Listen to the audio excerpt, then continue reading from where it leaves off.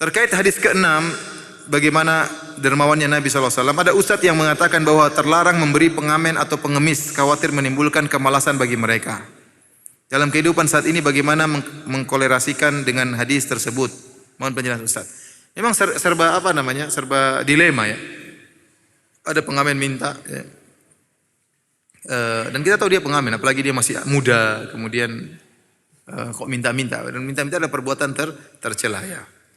Tapi ada model pengamen yang memang sebaiknya kita kasih, seperti orang itu cacat, orang itu sangat tua renta, orang itu buta dan yang lainnya. Kita kasih aja ya.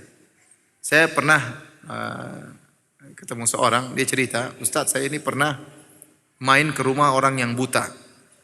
Orang buta tersebut, dia buta, istrinya juga buta. Tapi ada orang yang ngajak dia ngamen di pinggir jalan, nanti bagi hasil. Kalau nggak salah 50%. Alhamdulillah dengan ngamen tersebut, ya orang ini juga kan kerja, dia nganterin dia minta di jalanan. Akhirnya dia punya rumah, mungkin di kontrakannya ada kulkasnya, ada televisinya, dan dia punya anak dan anaknya tidak buta.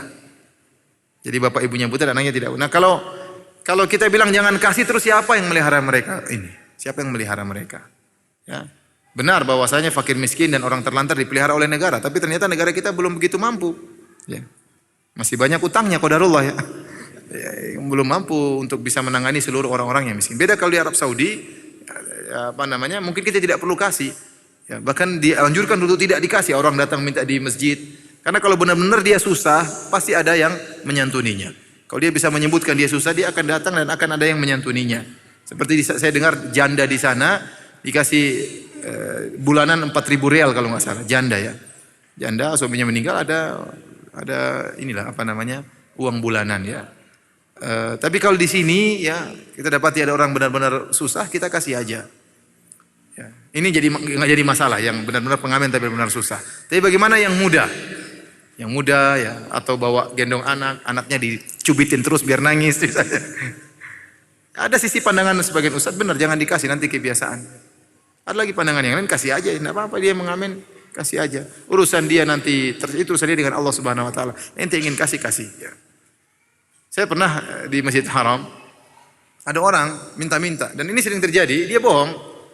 Dibilang ya saya umroh, datang umroh, barang tas saya hilang, KTP saya hilang, paspor saya hilang, uang hilang, tolong bantu saya. Ini sering terjadi. Jadi model penipuannya, modusnya sama. Ada orang, ente pembohong di Masjid Haram, ente ngapain minta-minta sini, ente dimaki-maki. Ada orang yang tegur, kata dia, ya akhi sudahlah, kalau ente nggak mau kasih nggak usah dicela-cela. Ente mau nasihat dengan cara yang baik ya. Dia masih tahu kalau dia minta ada saudaranya yang kasih. Alhamdulillah dia tidak mencuri, tidak merampok ya. Ya kalau dia tahu orang-orang tidak mau kasih, mungkin dia mencuri, mungkin dia merampok ya. Ya jadi maksud saya ya memang dilema. Tapi kalau ente mau kasih aja. Kalau menurut ente orang ini tidak pantas dikasih, nggak usah dikasih. Ada orang lebih berhak untuk dikasih, kasih aja yang lebih berhak. Ya. Masing-masing punya pandangan. Tapi kalau orang itu benar-benar tidak mampu, maka hendaknya dikasih. Seperti tadi cacat, buta dan yang lainnya.